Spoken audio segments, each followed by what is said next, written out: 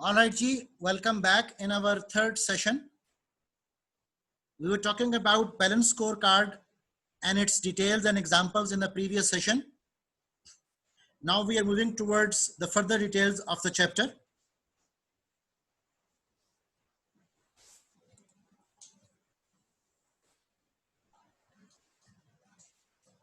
This is a comprehensive strategic management model. So far, we have covered 4 chapters, excluding the first chapter in which we talked about the general orientation of the course. The second chapter started with mission, vision statements. The third chapter talked about external audit. The fourth chapter talked about internal audit. And now we are in the stage of developing and discussing long-term objectives, which is the fifth chapter.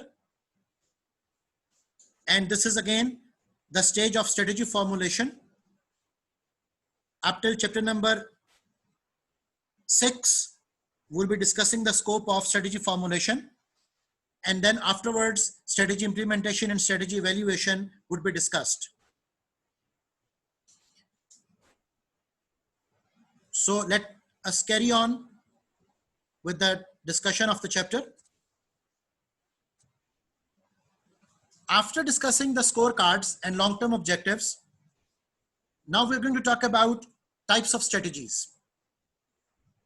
Most organizations simultaneously pursue a combination of 2 or more strategies. But a combination strategy can be exceptionally risky if carried too far. Okay, for example, you are making a combination of market development, product development at the same time. You are making a combination of market penetration and related diversification at the same time. But remember that even if you are using a combination of strategy, even if you are using 2 or more strategies at the same time, academically speaking, you should be talking about one strategy at one time in detail. So no organization can afford to pursue all the strategies that might benefit the firm. So out of all the alternatives available, we have to choose the best one. And how to choose that best one alternative, that is the discussion we are going to launch in chapter number 6. But in this chapter, we'll be seeing that what types of strategies are actually available to us. What are the alternatives available to us? And difficult decisions must be made and priorities must be established. Obviously, we have to bear that thing in mind and never ignore the element of risk and uncertainty in whatever you do. Now, the alternative strategies defined and exemplified in the table 5.4. These are corporate level strategies your author is starting from. And let us just quickly go through the strategy and its definition. And then we will be talking in detail that how and when these strategies are to be implemented. The first strategy we need to talk about is forward integration. It is also known as downstream movement, in which gaining ownership or increased control over distributors or retailers, that's what you do. And the downward movement, the forward integration, the downstream movement can be achieved through 3 steps, through 3 actions. Number 1, either you launch your own distribution network, or you own a running distribution network, or you can have a win-win collaboration with your distribution network, and obviously in terms of retailers and wholesalers as well. So these are the 3 ways that either you launch your own, or you buy out, or you have long-term win-win collaboration with your distribution and network and the retailers. So that is what we call forward integration. When we look at backward integration, that is seeking ownership or increased control of a firm's suppliers. And the same three rules would be applied on the suppliers as well. That either you launch your own supplier, or you buy any running supplier, or you have a long-term win-win collaboration with your suppliers. And that strategy is also known as upstream movement. The third strategy in integration category is horizontal integration. And by the term horizontal integration, it says seeking ownership or increased control over competitors. So within the same industry, when you have increased control or you take over your competitors, you acquire your competitors, so that would be known as horizontal integration. The next strategy type is market penetration. And market penetration would mean seeking increased market share for present products or services in present markets through greater marketing efforts. So same product, same market, further sales, that is your market penetration. When you say product development, it would mean introducing present product or services into new geographic areas. Okay, supposedly you are selling your product in Middle East and now you're selling your product in South Africa. So the movement from the Middle East market to the South African market, that is your market development, keeping the product constant. Then there is product development strategy, which means seeking increased sales by improving present products or services or developing new ones. Okay, so that is product development, that you come up with a new product, a differentiated product. It can be in the same market, it can be in the new market. The next strategy is related diversification. But before I discuss related diversification, remember the three strategies I have just talked about: product development, market development, and market penetration. They are also known as aggressive strategies or intensive strategies. Now, the next step we have is discussion related to diversification. And the first one is related diversification, also known as concentric diversification.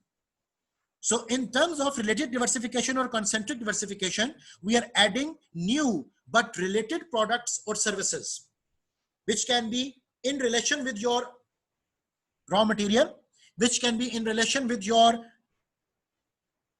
manufacturing techniques, which can be in relation with your product type, which can be in relation with your products intended use by the customer.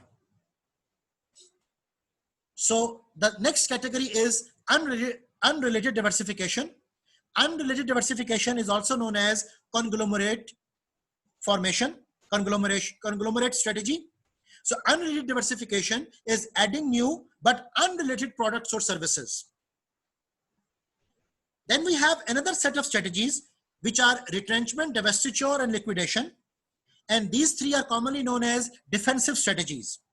And most of the time, these defensive strategies, retrenchment, divestiture, and liquidation, they follow in a sequence. And the sequence is that first companies would start their effort following retrenchment. If the retrenchment is not beneficial or successful, they would move towards divestiture. And if the divestiture is not beneficial, then they would move towards liquidation. So these three defensive strategies are particularly there to support the business when they are not in a good running position, when their strategic posture is not very appreciable. In retrenchment, we basically go for regrouping through cost and asset reduction to reverse declining sales and profits. It can be regrouping, it can be corporate restructuring, it can be consolidation, it can be downsizing, right sizing. There are so many options which we can adopt in the concern of retrenchment. And if that effort is not successful, if the retrenchment is not giving us the necessary outcome, then the next step can be in defensive strategies, divestiture. And divestiture would be selling a division or part of an organization. And that is our effort, that we should not be declared bankrupt afterwards. And if supposedly even the selling is not giving us the benefit. We are not recovering from our troubled costs. Then last step would be liquidation, which is selling all of a company's assets in parts for their tangible worth.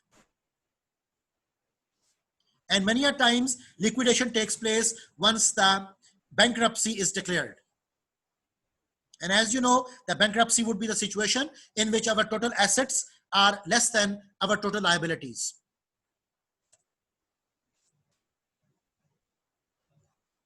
The next topic we have is talking about levels of strategies with persons most responsible. When we talk about a large company, we start from corporate level, and the person there is Chief Executive Officer. After the corporate level, there comes divisional level, and the division president or executive vice president are the people operational there. After the divisional level, we see functional level, and in functional level, we have finance, marketing, R&D, manufacturing, information system, and human resource managers. And after the functional level, then we have the operational level, in which plant managers, sales managers, production and department managers, they are working. So this is the hierarchy. This is the structural detail when we talk about a large organization, a corporate organization, and the same flow would be taken for the strategies and objectives. But when we are concerned with a small company, the top level would be the company level rather than we say corporate level. And there we have owner or president. And after that, we may have functional level, which may include finance, marketing, R&D, manufacturing, information system, and human resource managers. And after that, we have operational level, plant managers, sales managers, supervisors, and departmental managers, which are operational in a small company. And the smallest form can be that there is an entrepreneur and then there are workers. Now, let's go through the strategies in detail, and let's see that when each strategy is giving us more benefit. There is a very famous quotation by Will Rogers, and it is said that even if you are on the right track, you will get run over if you just sit there. So that means what? You also and always needs to go for modernization, upgradation, development, flexibility, adaptability, change orientation, and you should be ready for any contingency taking place in the future. You should always be having what if plans. You should always be having contingency plans. You should always be having the plan B. Now, as I have just discussed with you, the integration strategies, there are 3 in total. We have forward integration, backward integration, and horizontal integration. And in the integration strategies, we are mostly concerned with the gain and control over distributors, suppliers, and competitors. In terms of distributors, that is forward. In terms of suppliers, that is backward. And in terms of competitors, that is horizontal. As we were talking about forward integration, gaining ownership and increased control over distributors or retailers. So now we have the guidelines for forward integration, that when we should be following this particular strategy. The first guideline we have is present distributors are expensive, unreliable, or incapable of meeting firms' needs. So we need to go for forward integration. Number 2, availability of quality distributors is limited. We should go for forward integration. When firms compete in an industry that is expected to grow markedly, we need to go for forward integration. Organizations has both capital and human resources. These are obvious and common sense points. When organizations has both capital and human resources needed to manage new businesses of distribution, they should go for forward integration. When the advantages of stable production are high, forward integration is the rule of thumb. When present distributors have high profit margins, it is highly recommended that we should go for forward integration. But remember always that whenever we have to follow up a strategy, before that, we need to have a defined, smart objective. Never try to craft a strategy without developing objectives. So objective tells us what to do and strategy tells us how to do. Backward integration is concerned with seeking ownership or increased control of a firm's suppliers. And now let's have a look at how and when we can go for backward integration. So the backward integration is concerned with when present suppliers are expensive, unreliable, or incapable of meeting needs. Backward integration is related with number of suppliers are small and number of competitors are large. Backward integration should be done when there is high growth in industry sector. Backward integration can be done or should be done when the firm has both capital and human resources to manage new business. And the backward integration is recommended when advantages of stable prices are important and when present suppliers have high profit margins. These are all the circumstances when we should go for backward integration. Then comes horizontal integration.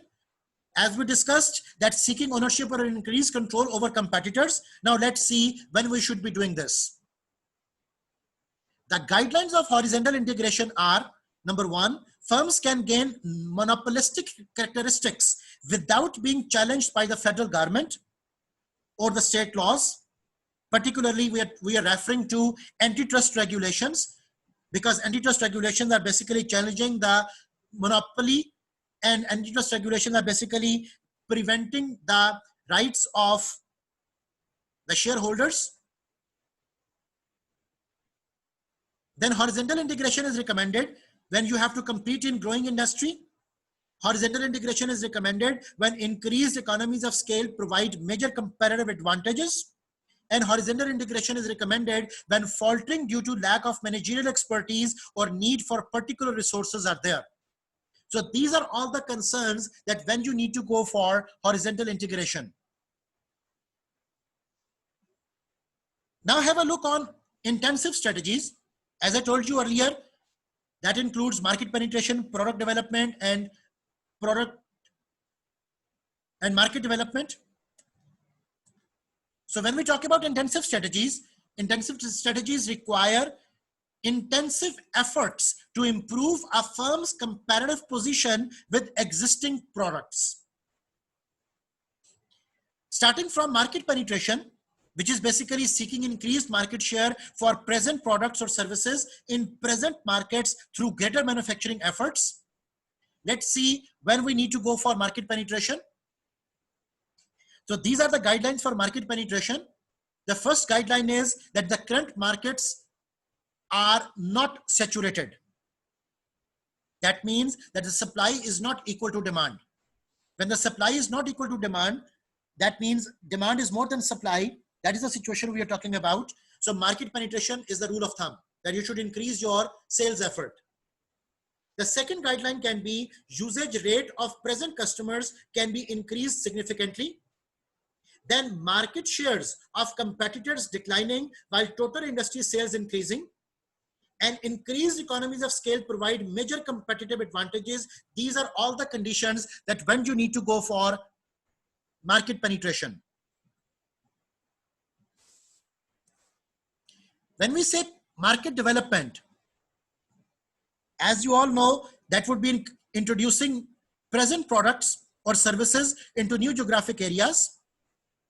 And the guidelines for going towards market development are, number one, new channels of distribution are reliable, inexpensive, and good quality, because obviously that would give you the additional benefit in that new market. Number two, firm is very successful at what it does. Number three, untapped or unsaturated markets are prevailing. Untapped means that the products and services are not yet available in those markets. And unsaturated means that the product and services are available, but demand is still considerably high than supply. So these are the circumstances where we should be going for market development. The next point is capital and human resources necessary to manage expanded operations. It's a common sense point. And then excess production capacity can be utilized, economies of scale can be achieved. And as you all know, that basic definition of economies of scale, that marginal increase in output would decrease per unit average cost. So excess production capacity can give you the benefit. That is the high time when you should go for market development. And the basic industry rapidly becoming global. So you should also be pushed towards moving to global markets. The next one is product development, seeking increased sales by improving present products through differentiation or services or developing new ones. It also requires your creative and innovative concerns. So you have to go for commercializations of your inventions. So when we talk about product development, the products are in the maturity stage of life cycle. That is the high time when you should go for further product development so that the product decline should not be there. Number two, competes in industry characterized by rapid technological developments. Number three, major competitors often offer better quality products at comparable prices. And then the situation can be that you compete in a high growth industry or strong research and development capabilities are with you. So these are all the times, these are all the options when you should be planning to go for product development to meet certain financial and strategic and operational objectives. The next set of strategies we have is diversification strategies. And in diversification, we have three, again, diversifications: concentric, conglomerate, and horizontal. The horizontal diversification is more related with the conglomerate diversification, but the only difference would be that in horizontal diversification, you offer the unrelated products to the current customer base only. So diversification strategies are to be followed when you have to become less popular, when you are becoming actually less popular, as organizations are finding it more difficult to manage diverse business activities. When we say concentric diversification, it means adding new but related products or services. And now see, when do we need to go for concentric diversification? We need to go for concentric diversification when we compete in a no or slow growth industry, because our current product might be saturated and there might not be any further chance of its improvement. So we need to go for related diversification. Another situation can be adding new or related products, increase sales of current products. So that is an additional benefit we can drive. Another option can be that the new and related products offered at comparative prices. Another option can be current products are in decline stage of the product life cycle. So you go for related product launch, and the strong management team should be there. So these are all the options, these are all the criterias when you should be going for concentric diversification. And obviously concentric diversification should be designed when you have to meet certain strategic and financial objectives. When we talk about conglomerate diversification, so conglomerate diversification is adding new unrelated products or services. And let's have a look at when we should go for conglomerate diversification. The first option can be declining annual sales and profits. So you try to make your portfolio, and through that portfolio establishment, you try to secure your position in the industry. Then it can be capital and managerial talent to compete successfully in a new industry. That is the common sense point. Another step would be, another point can be financial synergy between the acquired and the acquiring firms can give you the additional benefit. You should plan to acquire an unrelated business. And another option can be when to go for conglomerate diversification is existing markets for present products are saturated. So if you see that there is no more charm, there is no more attractiveness of the current product in the market, so you can go for launch of another product, an unrelated product, which might have the bigger chance of development in the near future. Talking about the horizontal diversification, which is an extension of the conglomerate diversification, it is adding new unrelated products or services for present customers only. Now let's have a look that when do we need to go for horizontal diversification. The first option is that revenues from current product or services would increase significantly by adding the new unrelated products. Another option can be highly competitive and or no growth industry with low margins and returns. Another option can be that when to go for horizontal diversification, that present distribution channels can be used to market new products to current customers. And last but not the least option can be that new products have counter-cyclical sales patterns. Counter-cyclical sales patterns would mean that one product sales is declining and at the same time other product sales can be increased. So which can also be the effect of the seasonal sales. So the new products have counter-cyclical sales patterns compared to the existing products. So these are all the options that when to go for horizontal diversification. Now let's look at defensive strategies. And as I told you, the defensive strategies are three: retrenchment, divestiture, and liquidation. When we talk about defensive strategies, it may include regrouping through cost and asset reduction to reverse declining sales and profit. And usually the companies go for defensive strategies when they are near to bankruptcy. So in case of retrenchment, let's see when you need to go for retrenchment. The first option is that firm has failed to meet its objectives and goals consistently over time, but has distinctive competencies. Number two, firm is one of the weaker competitors. Number three, inefficiency, low profitability, poor employee morale, and pressure from stockholders to improve performance. So you need to go for corporate restructuring, downsizing, right sizing, voluntary retirement schemes. There are so many options that we can adopt in retrenchment. It can be even consolidation. And in retrenchment, very quick growth to large organizations where a major internal reorganization is needed. That is the high time that we should be talking about retrenchment to meet certain strategic and financial objectives. In the defensive strategies, the next topic we have is divestiture. And in divestiture, there is selling a division or part of an organization.